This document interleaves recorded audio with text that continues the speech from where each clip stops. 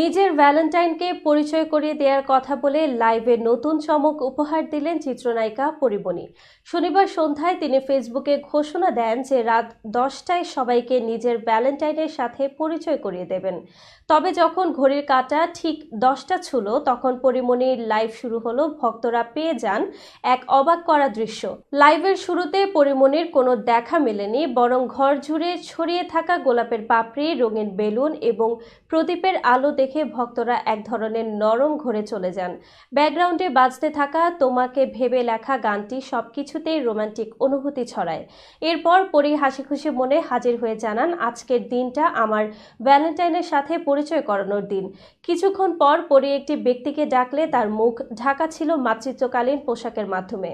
তবে পরে জানা যায় ওই ব্যক্তি হলেন ফ্যাশন ডিজাইনার রুহুল চৌধুরী, যিনি পরীমণির নতুন ব্র্যান্ড বডিতে কাজ করছেন। পরি জানান তিনি তার নতুন ব্র্যান্ডকে ভ্যালেন্টাইন হিসেবে উল্লেখ করেছেন। লাইভে পরীমণি ফ্যাশন ডিজাইনার রুহুল চৌধুরীকে মিষ্টি করে একটি চড়ও মারেন। পরি জানান বডি একটি প্রজেক্ট যা মা ও বাচ্চাদের জন্য তৈরি হয়েছে। এর মাধ্যমে মাতৃত্বকালীন নানা প্রয়োজনীয় পণ্য সরবরাহ করা হবে। লাইভ শেষে পরি বলেন, আজ থেকে বডি আপনাদের হয়ে গেল।